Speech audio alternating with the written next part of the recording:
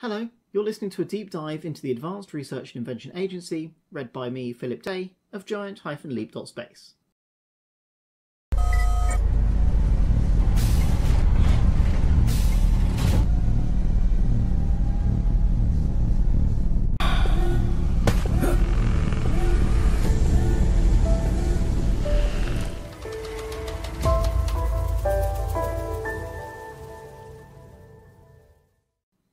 The Advanced Research and Invention Agency, known as ARIA, was announced by the Department for Business, Energy and Industrial Strategy on the 2nd of March 2021, after a couple of years of build-up.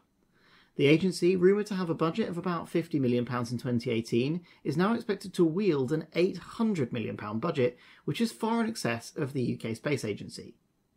Legally, the agency is yet to be formed and is under review in Parliament now.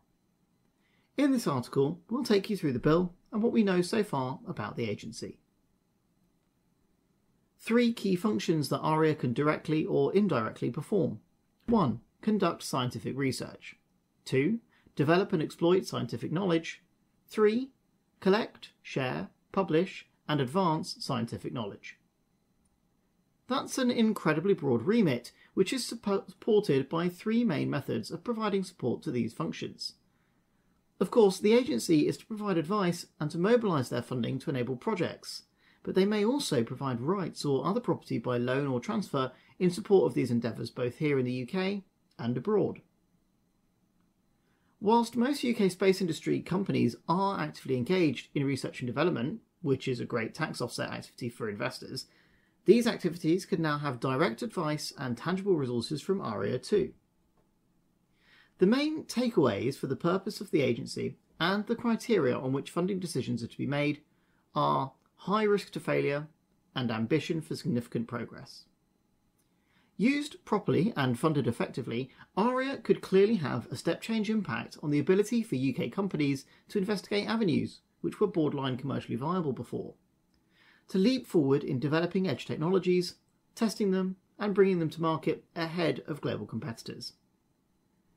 Industry experts across the United Kingdom have responded positively to the announcement, which was supported by the Prime Minister and a number of other Cabinet Ministers. Tony McBride, who is the Director of Policy and Public Affairs at the Institute of Physics, said, "The IOP welcomes the plans announced by Government today for the new Advanced Research and Invention Agency. The establishment of ARIA will be an important step towards achieving the 2.4% R&D investment target and realising the associated benefits in terms of increased growth, productivity and prosperity. We welcome the freedom and autonomy that have been granted to ARIA, which will enable it to pursue truly disruptive, high-risk, high-reward research and maximise the impact of its funding." Whilst Professor Dame Ottoline Liza, the CEO of UK Research and Innovation, UKRI, described the creation of ARIA as having tremendous potential to enhance the UK. The potential sites for the new agency HQ are yet to be published, although it is expected that the building itself will be designed to embody the mission of the agency, making use of modern methods of construction. There is some pressure for this to be located outside of the Golden Triangle in order to support a local economy elsewhere in the United Kingdom. UK space industry partners have to maintain a sustained effort to be at the forefront of the discussion as the agency is formed. The UK Space Agency may play a less public role as they deal with the change of leadership from Graham Turnock, who after all is yet to comment publicly on ARIA, and his successor is yet to be recruited.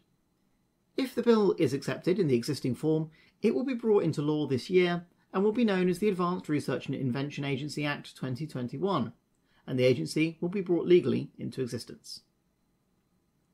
Thank you for listening. This has been a Giant-Leap.Space article.